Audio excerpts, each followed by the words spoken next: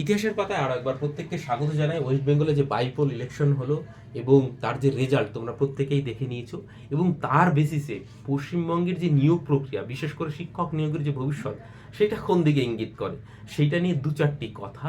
এবং তোমরা জানো গোটা ভারতবর্ষে দুটো রাজ্যে বিধানসভা ইলেকশন হয়েছে এবং অনেকগুলো রাজ্যে বাইপোল ইলেকশন হয়েছে। সেই রকম আমাদের রাজ্যে ছটা কিন্তু বাইপোল ইলেকশন হয়েছে, ছটা বিধানসভা ক্ষেত্রে।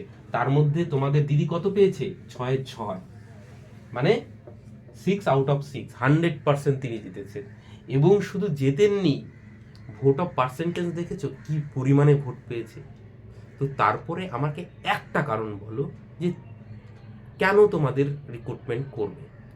এত জনসমর্থন যদি এমনিতেই পায়, তাহলে তো তোমাদের ইয়ে করার কিছু নেই, তোমাদের নিয়ে ভাবারও কিছু নেই। এবং সবচেয়ে বড় কথা, বিরোধী দল তো ঠুটো জগন্নাথ হয়ে বসে আছে। তুমি বলো কোন বিরোধী দলটা পশ্চিমবঙ্গের ভবিষ্যৎ নিয়ে একটা সুন্দর পরিকল্পনা রয়েছে, মানুষের সামনে প্রেজেন্ট করছে, সেটা শুধুমাত্র সারাদিন দিদিকে, তৃণমূলকে গালাগালি দিচ্ছে? তো সেই দিয়ে তো আর হবে না। তুমি ভবিষ্যতে কি করতে চাইছো সেইটা তো জনগণের সামনে রাখতে হবে, কারণ যে লঙ্কায় যায় সেই রাবণ হয়। মানুষ এটা মোটামুটি এই ধারণাটা নিয়ে বসে, তার থেকে আমার দিদিই থাক ভালো, লক্ষ্মীর ভাণ্ডার দিচ্ছে, যুবশ্রী দিচ্ছে, অনেক শ্রী দিচ্ছে, কন্যাশ্রী দিচ্ছে, তো দিচ্ছে তো।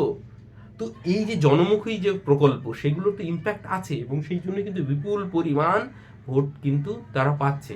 এবং বিরোধী দল সেই জায়গায় কিন্তু দাঁত ফোটাতে পারছে না, এবং তাদের ভবিষ্যৎ পরিকল্পনায় তারা নিজেদের মধ্যেই কোন্দল করতে ব্যস্ত। এবং যারা অনেক বেশি ইন্টেলেকচুয়াল কথাবার্তা বলে, কাদের কথা বলছি নিশ্চয়ই বুঝতে পারছো, তাদের তো জামানত বাজেয়াপ্ত হয়েছে। তো এই যে যে মানে একটা তারা ঘেরাটোপের মধ্যে থাকে, কুয়োর ব্যাং হয়ে থাকে, তো তারা সেই জায়গা থেকে বেরিয়ে এসে কখনোই গ্রাউন্ড লেভেলে কি হচ্ছে সেইটা কখনোই বোঝার চেষ্টা করে না, ভাবে আমরা বিশাল পণ্ডিত। তো তোমার ওই পাণ্ডিত্যের গ্রাউন্ড লেভেলে কোনো তো ইমপ্লিকেশন নেই, কোনো প্রয়োগ নেই তো সেখানে। তো সেই জায়গায় দাঁড়িয়ে এর আগে আমি অনেকবার বলেছি যে বিএড ক্যান্ডিডেট যতক্ষণ না এক জায়গায় আসতে পারবে কিচ্ছু হবে না। এবং তোমরা দেখো, আন্দোলন করতে গেলে কজন আসে তুমি বলো?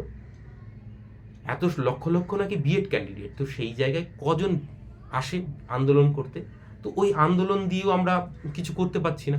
তোমরা দেখলে ডাক্তারদের আন্দোলন কি হয়েছে। তো সেই জায়গায় তো তোমরা চুনোপুটি।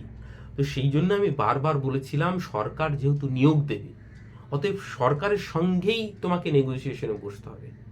আর না হলে তুমি ভাবো যে নিয়োগ তো হবেই না, যদি হয়ও আবার সেই কিন্তু বাজারে দর উঠবে, এই কোশ্চেন লিক হবে, একটা নিয়োগ 10 বছর ধরে ঝুলবেও, সেগুলোর বাজার দরও উঠবে। আগে ছিল 10 লাখ 20 লাখ, এখন হয়তো 30 লাখ 35 লাখ হয়তো ছাড়িয়ে যাবে।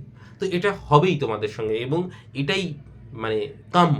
কারণ এই যে নিজেদেরকে শিক্ষিত বলে একটা সমাজ থেকে বিচ্ছিন্ন করে রাখা, তোমরা নিজেদের দাবি দেওয়া ঠিক করে রাখতে পারছো না, তাহলে সেটা কি সেই জায়গায় কি করে হবে? ওই 10-5 জন ছেলে মেয়ে আন্দোলন করে, 2-4 জন ছেলে মেয়ে কেস করে কিছু করতে পারবে?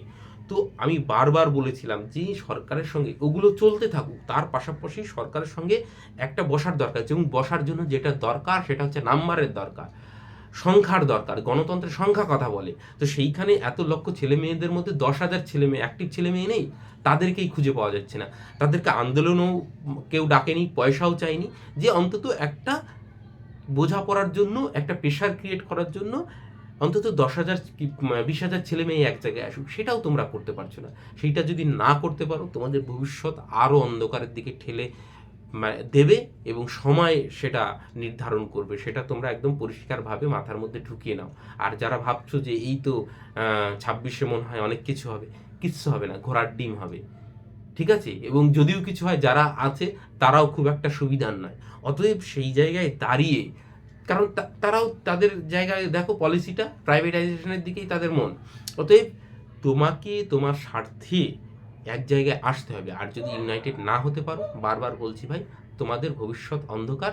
না হলে যারা যে কয়জন জীবিত ব্যক্তি আছো, তাদের জন্য অল ওভার ইন্ডিয়ায় যে সমস্ত অপরচুনিটি রয়েছে সেসব নিয়ে আমরা নিশ্চয়ই কথা বলবো। এবং সব থেকে ভালো হয়, এখনো সময় আছে, বিধানসভার আগে এক জায়গায় হও, সরকারের সঙ্গে কথা বলো, এবং এই বিষয়টা অন্তত কিছু পরিমাণ শিক্ষক তারা নিয়োগ করতেই পারে। তাতে যে পাবে পাবে, না পাবে না পাবে, হিংসার তো কিছু নেই। তুমি না পায় আরেকজন পাবে, আরেকজন না পায় যা যে ভালো সে পাবে। তো এই জায়গাটায়, এই বোঝাপড়াটাই কিন্তু আসতে হবে। আর না হলে ভবিষ্যৎ কিন্তু বিএড ক্যান্ডিডেট একদম অন্ধকার, কিচ্ছু হবে না ভাই। আর যদি এই যে বললাম, যদি সরকার নিয়োগও করে তাতে তুমি চান্স পাবে না একদম। আমার কাছ থেকে লিখে নিয়ে যাও, 100% বললাম, তুমি যত ভালো ছাত্র হও তোমার চাকরি হবে না। এর থেকে বেশি কিছু আর আমার বলার নেই। তোমাদের যদি মনে হয় তাহলে একটা জায়গায় আসো, এবং আমি একটা লিঙ্ক দিচ্ছি, সেখানে যুক্ত হও। যদি আমরা সংখ্যায় সেই জায়গাটায় পৌঁছাতে পারি, অবশ্যই আমরা সেই পথ খুঁজব সরকারের সঙ্গে, দরকার পড়লে হাতে পায়ে ধরে রিকোয়েস্ট করে, যে অন্তত এই ছেলে মেয়েগুলোর দিকেও একটু দেখুন। বাকিটা তোমাদের ইচ্ছা। সকলকে অসংখ্য ধন্যবাদ।